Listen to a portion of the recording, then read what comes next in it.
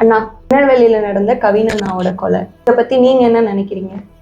இது ஆக்சுவலாக நடந்திருக்க கூடாது, நடந்திருக்க வேண்டாத ஒரு சம்பவம் தான்.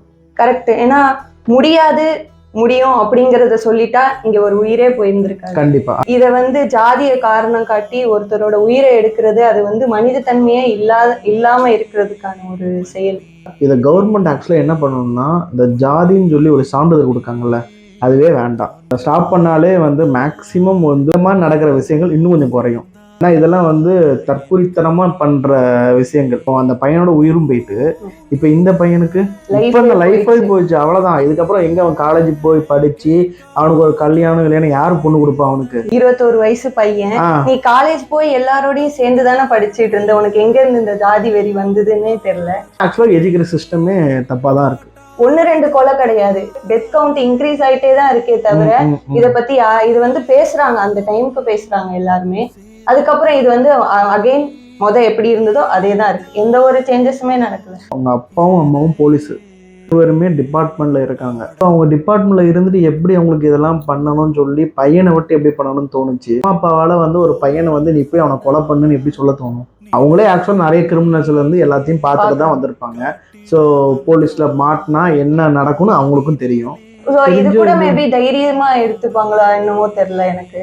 நான் தான் போலீஸ் தானே, நானே உன்னை வெளியே கொண்டு வந்துடுறேன்ற தைரியத்துல பண்ணாங்களா என்னன்னு தெரியல.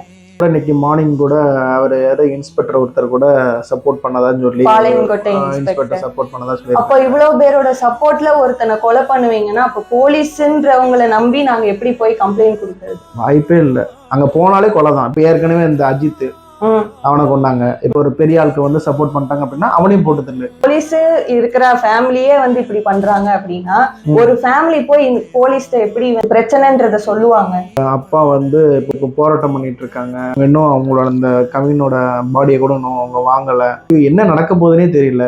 சிஸ்டமேட்டிக்ல ப்ராப்ளமா இல்ல இவங்க ஆட்சியில வந்திருக்காங்களா இவங்களோட ப்ராப்ளமா என்னதுன்னே இன்னும் தெரியாத ஒரு சூழ்நிலையாவே இருக்கு. மக்களுக்கு சேவை செய்யற ஒரு பொதுத்துறை, அவங்களே இந்த அளவுக்கு ஒரு ஜாதி மைண்டடா இருக்காங்க, எப்படி அக்செப்ட் பண்ணிக்கிறதுனே தெரியல. அரெஸ்ட் பண்ணியிருக்கேன்னு சொல்லியிருக்காங்க. சிபிசிஐடி வழக்கு பேருக்கு அப்படியுமே நியாயம் கிடைக்குமானா ஒரு கேள்விக்குறியான சூழ்நிலை தான். கடுமையான ஒரு ஆக்ஷன் எடுத்தாங்கன்னா இவங்கெல்லாம் அடுத்து பண்றதே பயப்படுவாங்க. இவங்க பண்றதுனாலதான் நிறைய பேரோட நேமும் ஸ்பாயில் ஆகுது. நல்லா பண்றவங்களும் இருப்பாங்கல்ல. ஸோ அவங்களோட நேமை ஸ்பாயில் பண்றது இந்த மாதிரி சின்ன சின்ன கல்சடைகளா இருக்கிறதுனாலதான் இது ஒரு பிரச்சனையாவே இருக்கு.